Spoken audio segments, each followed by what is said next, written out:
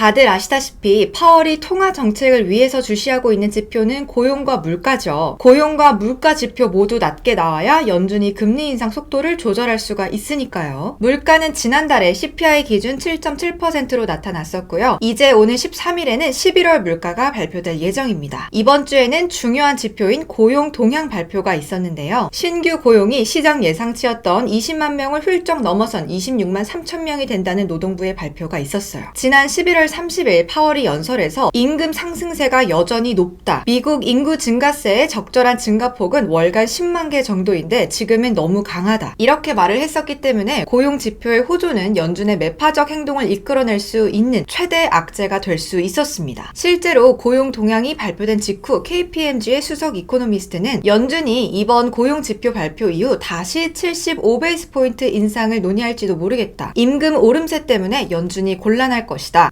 75베이스 포인트 인상이 실현되는 건 가장 두려운 일이다. 매파 의원들을 달래기 위해서라도 터미널 금리 수준은 더 올라야 하며 5.5%를 예상한다라고 얘기를 했죠. 때문에 당연히 주가는 급락, 달러는 급등, 채권 금리는 상승했어요. 하지만 이변이 일어납니다. 고용 지표가 발표된 직후 하락했던 증시는 금세 안정을 되찾는 모습을 보였는데요. 주가도 대부분 낙폭을 줄여냈고 채권 금리는 10년물 기준 3.5% 수준까지 하락을 했단 말이죠. 이걸 두고 시장에서는 고용 지표의 질적인 면, 세부 사항이 사실은 좋지 않았었기 때문이라고 얘기를 하고 있는데요. 하지만 화요일 새벽 또 미 증시는 큰 폭으로 하락을 했어요. 분명 발표된 고용 지표가 예상치를 상회해서 주가가 떨어진 것 같은데 왜 또 금세 안정을 찾았고 그리고 왜 또 화요일에는 큰 폭으로 하락을 한 걸까요? 어떤 신호를 조금 더 정확한 신호로 받아들여야 할까요? 고용 지표 발표 후부터 굉장히 혼란스러운데 궁금증을 해소하기 위해서 오늘도 아버지 모시고 얘기 나눠보도록 하겠습니다.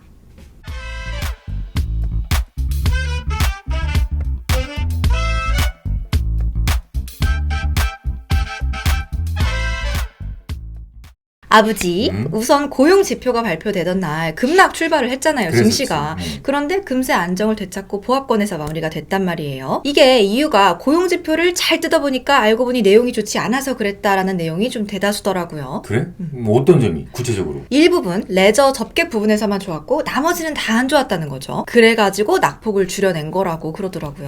그래? 내 생각은 좀 다른데 오히려 서브 지표들은 좋았다고 생각하는데 이수는 혹시 U6라고 들어봤나? 광의 실업률이라고 그러는데 광의 통화 말고 우리가 흔히 보는 것은 실업률 발표되는 것은 U3야. 그런데 U6라는 게 광의의 실업률이라고 따로 있다고. 그러니까 우리가 흔히 보는 U3에서는 적극적인 구직 의사가 없으면 그건 실업자 통계에서 아예 빼버리거든. 뭐 그 외에도 구조적 실업자라든지 마찰적 실업자라든지 이런 부분들이 다 빠지기 때문에 좀 실질적인 실업률하고는 좀 거리가 멀 수도 있다라고 생각하는 사람도 많아. 하지만 U6 실업률은 좀 다르지. 이것은 적극적인 구직 의사가 없는 사람들까지도 몽땅 실업률 통계에 들어간다라는 그런 점이 좀 다르지.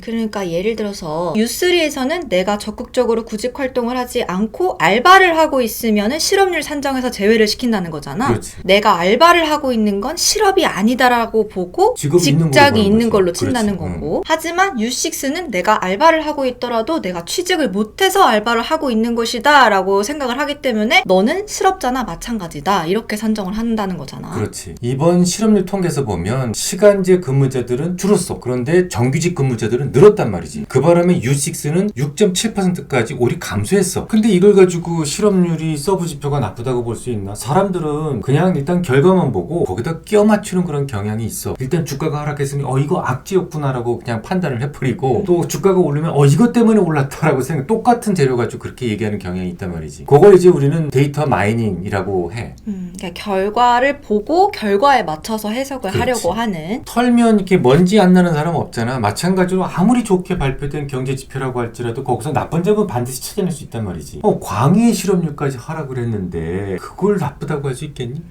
임금 상승률까지 5%대로 올라갔죠. 그렇지. 급여가 상승했다는 건 어찌됐건 아직까지 노동력이 부족하다는 걸 의미를 하는데 단지 일부 업종에 국한된 문제로 치부하기엔 너무 야박한 분석이 아닌가라는 생각을 하기는 했었어요, 저도. 근데 그러면 더 이해가 안 가죠. 연준이 고용지표를 중요하게 생각을 하고 있고 시장 예상치를 넘어설 정도로 이제 높게 발표가 됐다면 주가는 하락하는 게 맞는데 발표 당일에 안정을 되찾은 이유는 뭐야? 혹시 닉 티모라스라고 알아? 연준의 비공식 대변인이라고 알고 있어요. 기자로 활동을 하고는 있지만 사실상 연준의 비공식 대변인이나 마찬가지죠. 연준의 생각이 바뀔 때마다 시장이랑 바로바로 소통하기가 어렵기 때문에 이 닉 티모라스라고 하는 분을 이제 대변인으로 활용을 하고 있다고 알고 창구로 있어요. 활용을 하는 거지. 근데 그가 이렇게 얘기를 했어. 가장 강한 고용 지표가 발표가 됐음에도 불구하고 12월 금리 인상의 폭은 50베이스 포인트 인상을 지지한다라고 말이지. 그럼 그래가지고 다시 주가가 이제 회복을 할 수 있었던 그렇지, 거구나. 당일날.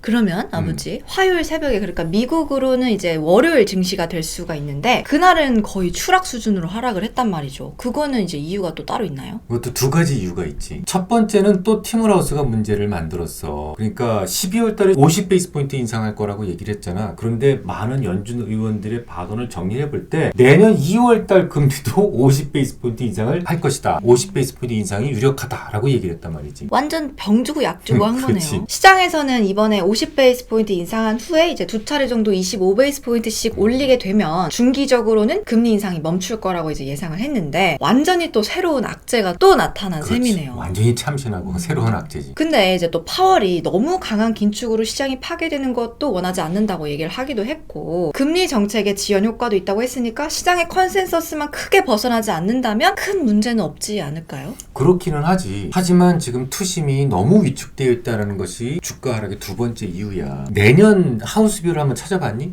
내년 하우스뷰는 대부분 다 침체를 예상을 하고 있죠. 뭐 JP모건이라든지 모건스탠리라든지 뭐 뱅크 오브 아메리카라든지 뭐 아니면은 골드만삭스 전부 다 내년 침체를 예상을 하고 있죠. 특히 3개월물이랑 10년물에 인버스가 나타나면 1960년대 이후 거의 예외 없이 침체가 왔었기 때문에 더욱더 그렇게 보고 있는 것 같아요. 그래. 시장이 건강하고 매수와 매도의 균형이 참 맞아져 있는 증시에서는 누가 좀 매도를 하더라도 이게 바로 대기 매수회가 존재를 한다고. 주가가 많이 안 빠져. 그런데 다들 내년 침체래 이런 얘기를 하고 있으면 누군가가 매도를 할 때 매수세는 실종이 돼버리는 거지. 그래서 보통 때보다 더 많이 떨어지는 경향이 있다고. 그러니까 아빠 말을 듣고 보니까 우선 투심이 안정이 되는 게 조금 우선일 것 그렇지. 같은데 특히 이번 CPI가 굉장히 고비가 될 것 같죠. 그렇지. 특히 연준은 데이터 디펜던트란 말을 정말 여러 번 얘기를 했어. 금리라는 게 미리 연준이 정해진 어떤 경로에 의해서 결정되는 것이 아니고 매일매일 이렇게 나오는 그런 데이터, 숫자에 따라서 생각이 바뀔 수 있다. 뭐 그런 의미를 가지고 있는 건데 아까 이수가 얘기했던 것처럼 연준은 두 개의 지표를 굉장히 중요하게 생각한다라고 얘기를 했잖아. 근데 이미 지금 고용 지표는 어땠어? 예상치 상회. 예상치를 크게 상회했다고. 그 이 상태에서 만약에 CPI까지 그러니까 연준이 보고 있는 두 가지 중에서 하나는 이미 좋았는데 CPI까지 좋으면 어쩌지? 이런 생각에 사람들의 공포심이 더 증폭됐을 수 있다. 이렇게 생각을 하는 거지. 그럼 진짜로 CPI까지 높게 발표가 되면 어떡해요?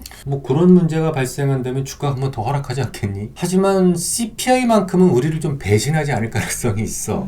시장의 예상치보다 조금 떨어져서 발표될 가능성이 높다고 나는 생각을 해. 우리 얼마 전에 기업의 그 재고트리 얘기한 적이 있었지.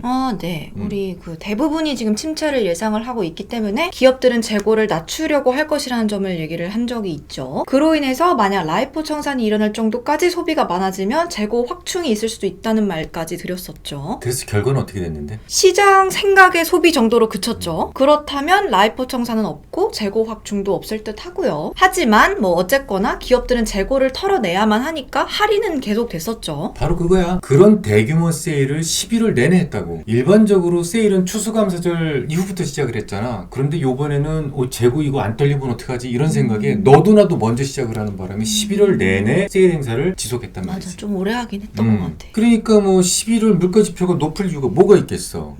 그렇다면 이번 회의 때는 아무래도 50베이스 포인트 인상 가능성이 좀 더 높다는 말인 것 같은데 하지만 차기 금리 인상이 또 50베이스 포인트 인상이 될 수 있기 때문에 새로운 악재에 대해서는 약간의 추가 반영이 또 필요하고 이런 불안감은 CPI 발표 때 전후로 좀 해소될 가능성이 있다는 말씀인 거죠. 내 생각은 그래 어쨌든. 그러면 이제 정리를 한번 오케이. 해볼게요. 파월이 주시하고 있는 지표는 물가와 고용이죠. 고용 지표가 예상치를 크게 상회했지만 그 정도로는 연준의 계획을 변경시키지 못할 것 같다는 점을 티미라우스의 힌트를 통해 알 수 있었어요. 연준은 데이터 연준이 더 의존적이라는 점을 수차례 강조를 했기 때문에 13일 예정인 CPI가 아직 고비로 남아 있는데요. 하필이면 심리적으로 굉장히 위축되어 있는 상황에서 다시 티밀하우스가 내년 2월도 금리를 50베이스포인트 인상할 것 같다고 하면서 시장이 생각하지 않았던 악재가 돌출되었던 점이 이번 하락의 가장 큰 이유입니다. 기업들의 재고털이로 인해서 적어도 11월달 물가 지표는 예상치를 크게 벗어나지 않을 것 같다는 게 저희 생각이고요. 결론은 CPI 발표 전까지는 변동성이 왔다리 갔다리 굉장히 커지겠지만 매수할 수 있을 정도의 변동성이라는 생각입니다. 평소에도 오르고 내린 거 다 일일이 분석하고 이유를 찾고 하는 거 굉장히 어렵고 또 그럴 이유도 없지만 고용 지표는 연준이 가장 중요하게 생각하는 지표 중에 하나니까 오늘은 꼼꼼히 한번 분석을 해봤습니다. 오늘도 유익한 시간 되셨기를 바라고요. 다음 시간에도 아버지와 저와 함께 유익한 이야기 계속해서 나누고 싶으시다면 좋아요, 구독 누르시는 거 잊지 마시길 바랄게요. 그럼 안녕.